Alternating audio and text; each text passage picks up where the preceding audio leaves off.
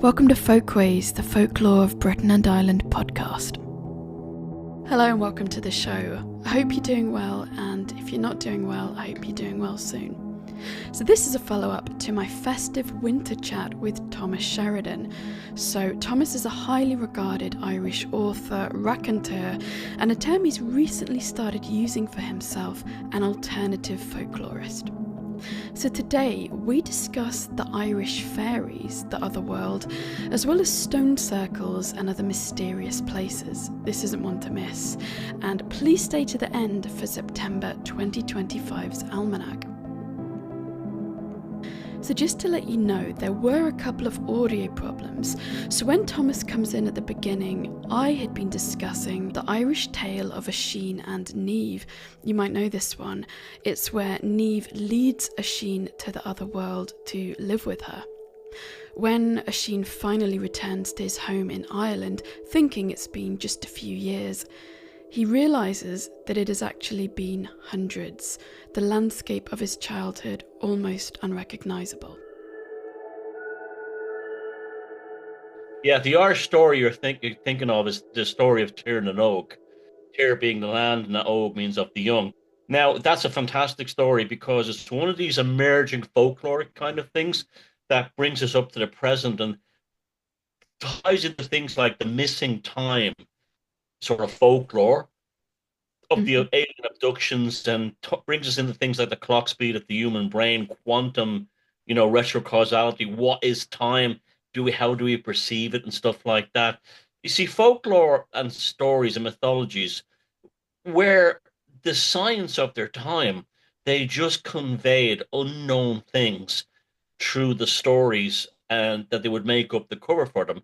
So today you might have scientists who'd say, well, the concept of time is non-linear. It's totally processed by the clock speed of the human brain, and in particular the person that's experiencing it. But they knew this in ancient times, but they couldn't sit down using the scientific language of quantum theory. So what they did was they created these beautiful stories in all these cultures to explain to people this phenomena. One of my favourite Irish stories is one called November Eve, where a man goes to this type of shindig, and I think this was collected by Lady Wilde, and he's having the best time. And after a while, he looks around and he realizes that all of the party goers are people whose funeral he has attended, and he thinks, oh, uh-oh. And as he tries to go, all of these hands grasp at him and he manages to get back home somehow. But I'll never forget the final line of the tale. But it said, there is no doubt he had been with the fairies, for he was covered in the handprints of the dead. That's such an interesting line because it's equating fairies with the human dead. Yeah, Irish folklore is full of those kind of stories, like the Cornish folklore, of like, if you go into the fairy world, be very careful of just how far you go into it. It's almost like there's stories regarding eating fairy food. The fairies particularly eat buckwheat pancakes. If they offer you buckwheat pancakes, don't eat them because you won't come back. And that's even shown up in ufology and everything, where people have brought back food from spaceships and it turned out to be a buckwheat pancake. That's a huge thing in Normandy and Brittany in France. And yeah, the an unsalted food. There's a play by William Butler Yeats called Land of Heart's Desire, and it takes place on the wedding of a young girl up in the mountains just up here where I live in Sligo. And a wild fairy girl busts into the wedding and promises her, you know, eternal youth and all this kind of thing. And there's Father, I think his name is Father Hart, and he's saying, "Young girl, your eternal soul is in mortal danger if you go off to live with the fairy girl." And she's very attracted to the fairy girl, wants to go live in the other world with her. But what the fairy girl is offering, and it's interesting because it's kind of like a lesbian relationship, which is kind of fascinating, is that she's offering eternal youth.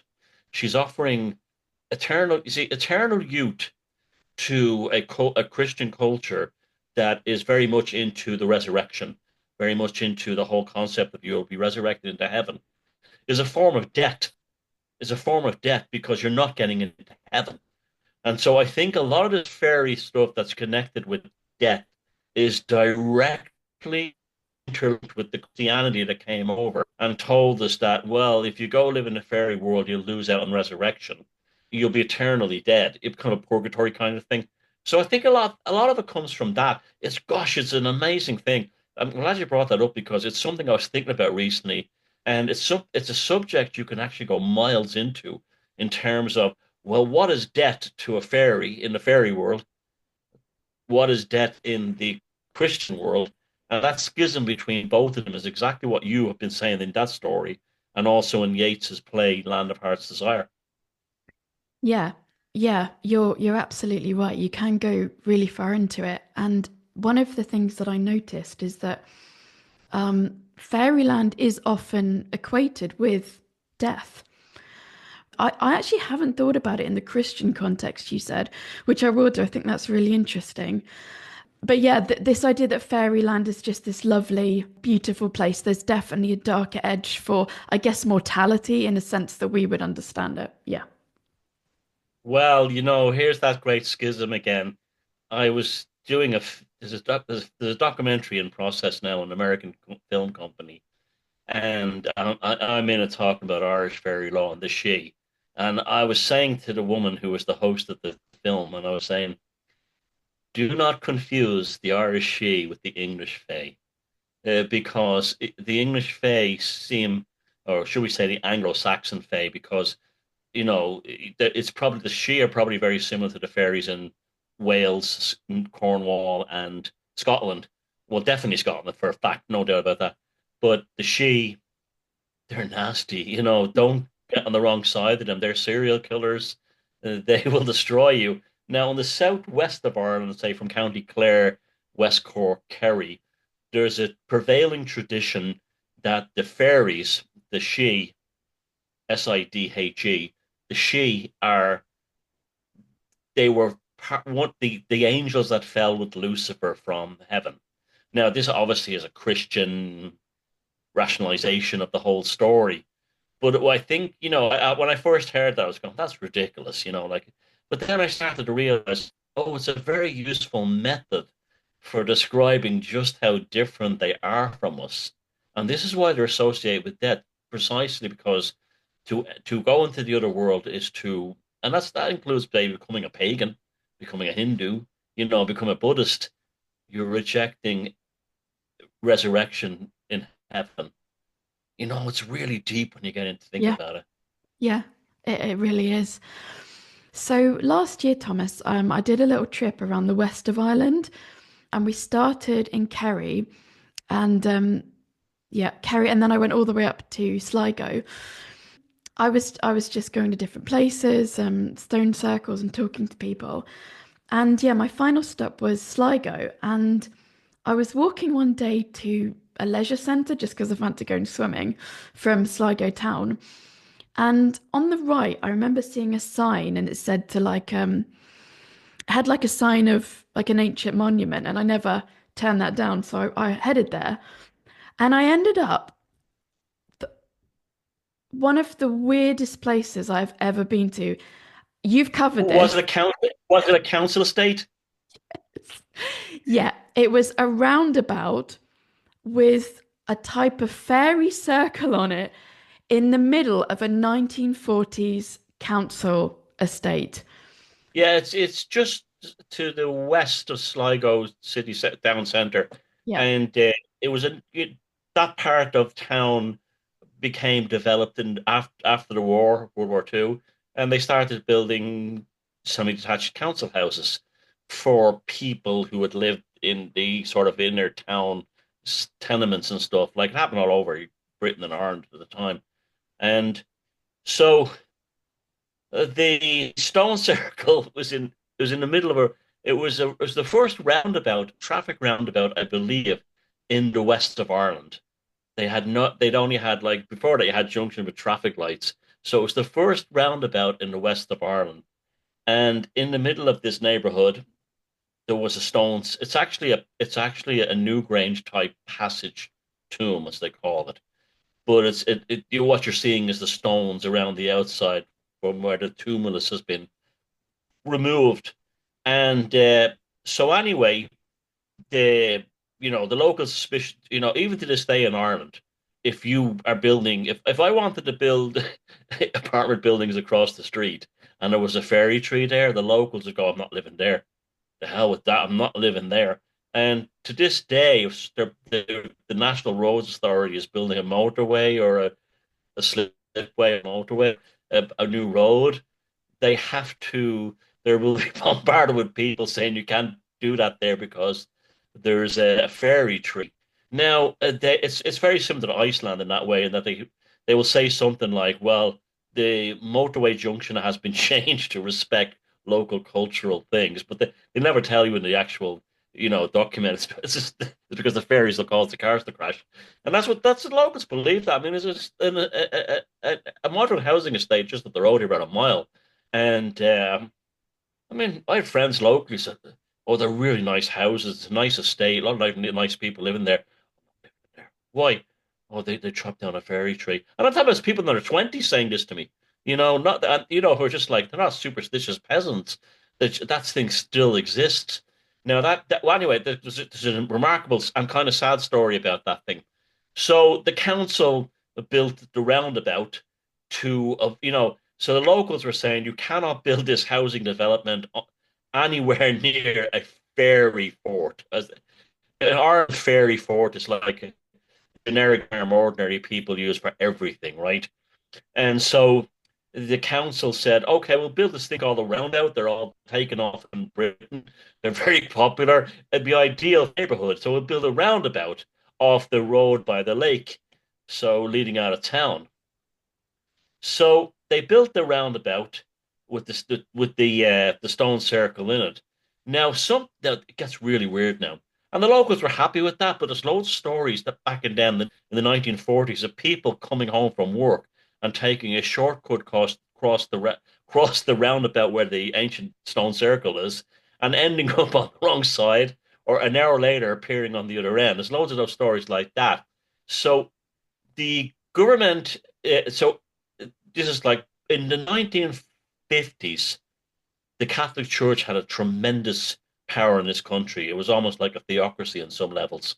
It's particularly in towns like Sligo, where there was a lot of kind of leftover kind of news from like Reformation and stuff like that. So a Catholic priest wanted to build a some kind of Catholic monument for some festival or something. Virgin Mary and Mary Magdalene under Jesus on the cross. It was erected and immediately, as predicted, three tragedies befell local community. Three young men died, as they said the curse they said would happen. One lad was killed unloading a ship at Sligo docks. Another lad was killed in Dublin working, and another lad was killed in the army somehow. And so that place has a weird energy to this day. That's not a happy neighborhood. I don't like going up there. And one thing I do find interesting is that some of the houses around the roundabout have hundreds of garden gnomes in them. Did you notice that? Mhm. Like a few of the gardens, it's almost like they're trying to appease the fairies unknowingly in some kind of like, involuntary way. But there's another interesting aspect of that story is that they found the jaw of a werewolf in the actual center.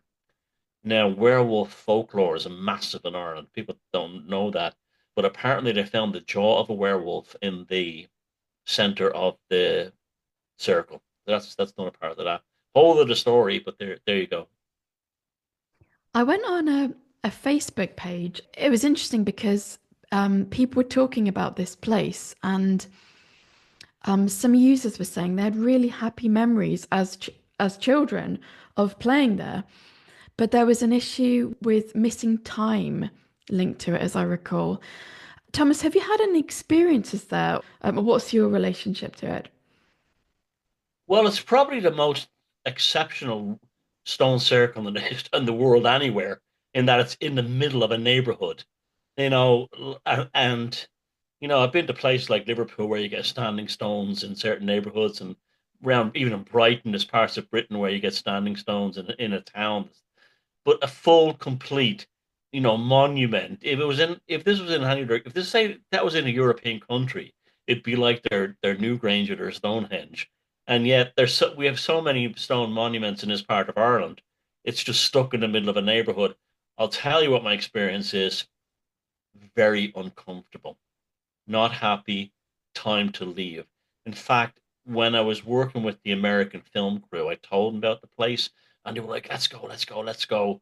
And I was like, "Nah." I actually said something like, and no disrespect if anyone from that neighborhood is listening, I said it's actually it's not a particularly nice neighborhood, and I don't want you having your camera stolen or anything like that. Which probably wouldn't have happened, but it was just a way to say, "Don't go there, go somewhere else." I wondered, do you think it's got anything to do with the crucifixion scene that's been placed upon it? Yeah, definitely. That's the Abrahamic stake through the heart of the pagan vampire when you think about it. And it's done for that purpose. And apparently the Catholic priest, who was a young guy who organized the building of that, literally harassed the locals in the neighborhood to like cough up the cash to pay for those granite monuments at a time when Ireland after World War II was very impoverished, and these people didn't have a pot to piss in.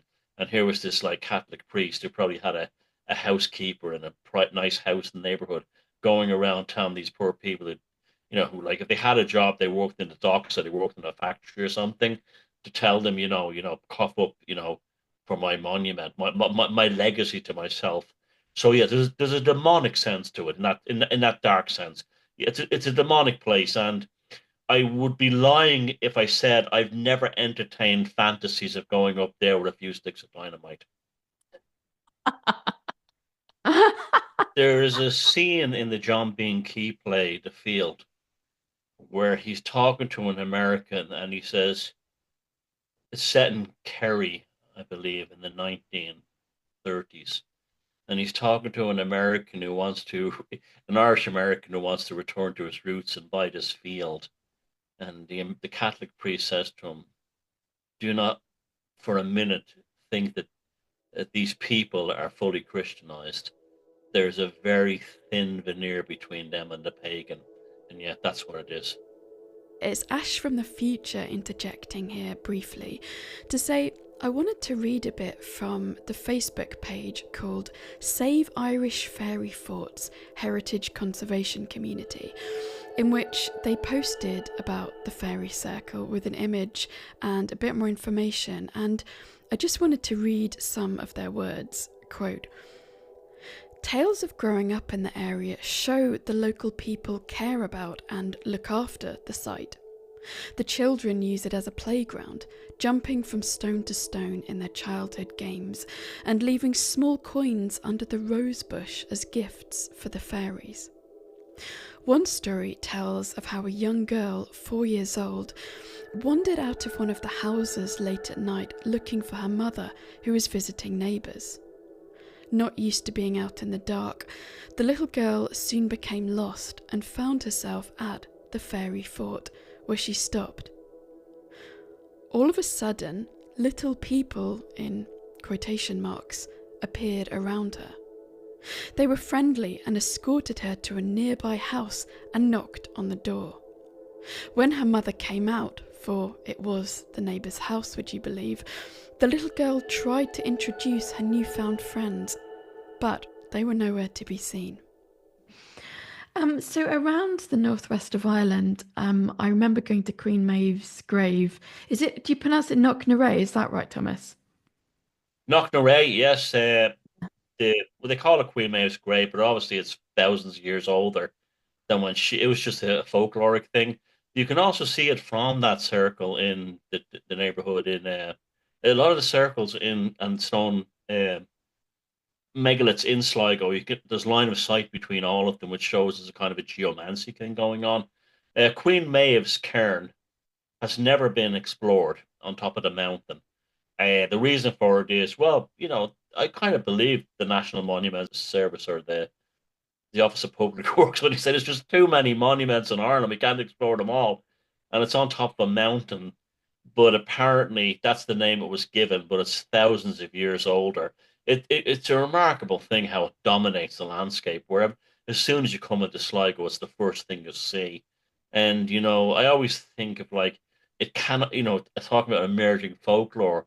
When I come out of the hardware store in the big hardware center in Sligo Retail Park, it's above the mountain is there, right? And the KFC sign is below it. It's like it's always going to. It's like I always thought that was a phenomenal, sort of like juxtaposition. Thomas, what is the hill? Is it the northwest of Ireland that you've covered called the Hill of the Fairies? What is that? Knocknashee, it's just over here, a couple of miles over here from my front door. Knocknashee is the Hill of the Fairies, and it's. Have you ever seen a Disney movie, Darby O'Gill and Little People with Sean Connery when he was beginning? It's actually a beautiful movie. It's a beautiful children's film, but from when Disney made wonderful movies, and it's set in that inside that mountain, and you have King Rory, and he's the king of the fairies, and he's like a real, it's a great relationship between Darby O'Gill, who's a local farmer, and King Rory, and it's just wonderful, and it brings all Irish folklore and legends in a way that when Disney was wonderful it did that. But the thing is that inside the hill is, and we have that a lot around here in Sligo, particularly in Benbulben, that there's a castles and palaces belonging to the fairies are in there, inside the mountain. Now, it's a very unusual one, the Knocknashee. Knocknashee literally means the hill of the fairies, Knocknashee. And on top of it, there's the remains of a Bronze Age and maybe Neolithic community. So people actually lived up there, and it's the I've it's been years now since I walked up it because you need really good shoes to go up it because it's really slippery, and I haven't been up in ages. And also, it looks better not being. It's one of those kind of mountains that you don't go up it. Like it looks better from the bottom, so it has that vibe to it. And the place I like to see it from is Court Abbey, which is an ancient monastery that's in ruins. It's straight out of a Hammer Dracula film. Straight, I mean, it's like goths go there to take photographs of themselves and stuff like that.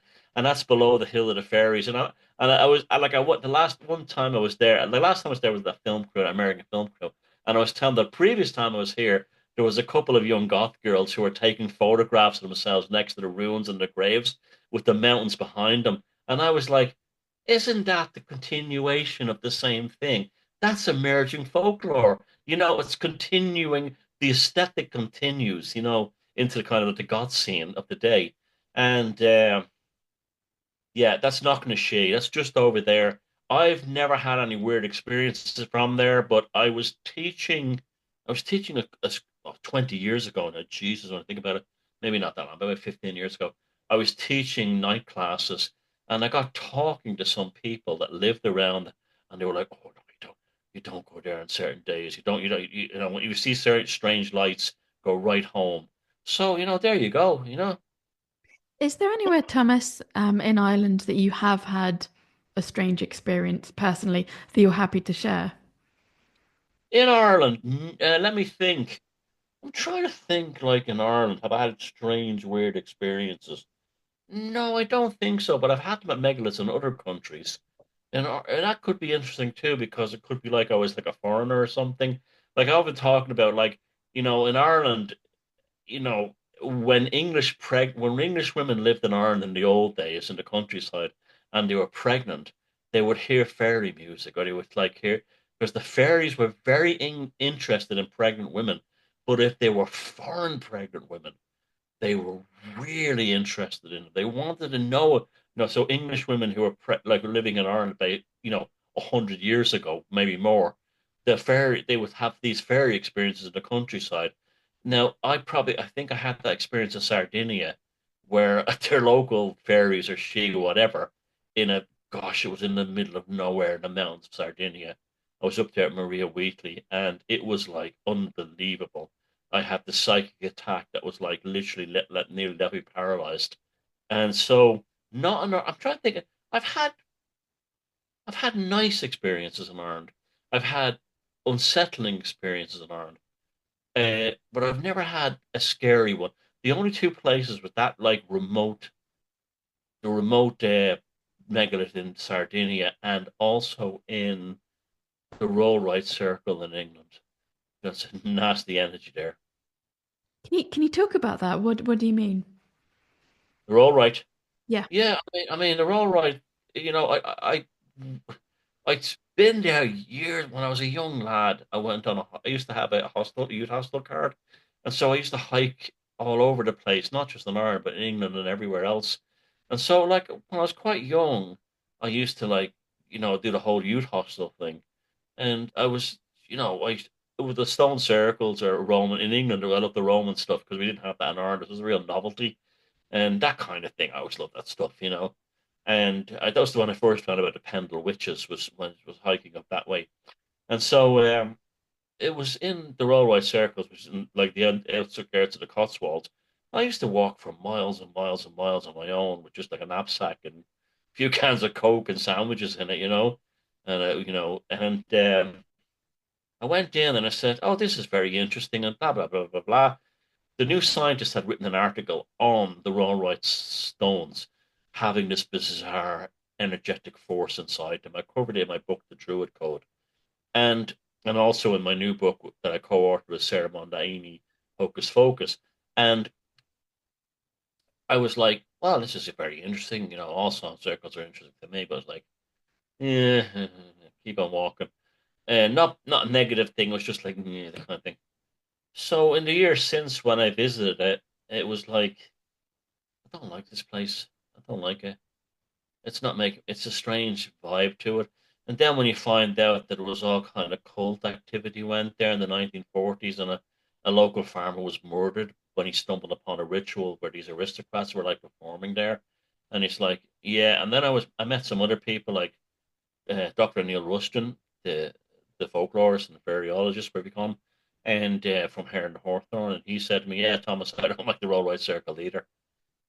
I think the personal experiences you said, that's really important because we're always told what these stone circles might be for, right? All the different theories. And of course I'm interested, but I also just like to have that kind of bone on stone.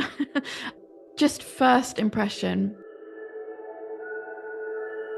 I hope you enjoyed that chat with Thomas Sheridan as much as I did. If you're one of the friends of Folkways, I have a bonus section to today's show. Thomas outlines I guess what you could call fairy experience that he had in Sardinia. He mentioned this in the show. So he goes into a lot more detail, and so those interested in wider European fairy lore may wish to hear this unsettling account. This will be emailed to the friends within the next few days. Welcome to September 2025's Almanac. Equinox months are the perfect opportunity to think about the balance of light and darkness. So September starts off gently. Our thoughts are back to school and routines starting up again. That is, if you were lucky enough to have had a break from them in the first place. But either way, there's a sense of renewal, energy, the world in motion again after the stillness, calm, endless evenings of summer. Whilst at the beginning of September, this sense of being in motion is more subtle, by the equinox, that energy begins ramping up, doesn't it? And like scales tipping, we feel ourselves moving fast towards the darker half of the year. Where did that time go? The trees shake with the force of the wind. If you woke up in Dublin, Ireland today, you saw the sunrise at 6:45 and set at 2 minutes past 8. Dundee, Scotland, sunrise 6:23 and set at 7:56. And Deal, England, sunrise 6:17 and set at 7:30, giving days of around 13 hours at the moment.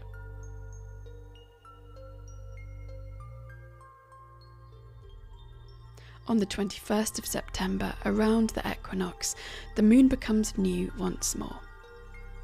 Jupiter and Saturn rise in the evening, outshining most stars.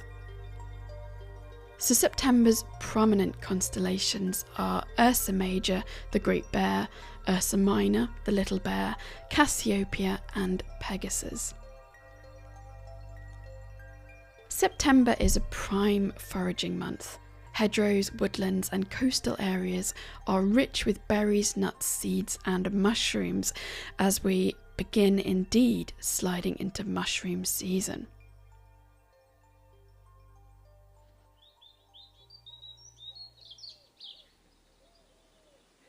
And to see us out, here is September by Ted Hughes. We sit late, watching the dark slowly unfold. No clock counts this. When kisses are repeated and the arms hold, there is no telling where time has gone. Lost in the embrace of dusk, we watch the heavy fields, the hedgerows, the barns turn to a weight of shadow. The harvest is gathered, the year has run its course. The apples drop, the oats are stoked, and under the hedge the last blackberries glisten like blood. The air is sharp now, a blade to the throat of summer. We breathe it in and it cuts clean. The stars prick out their cold map.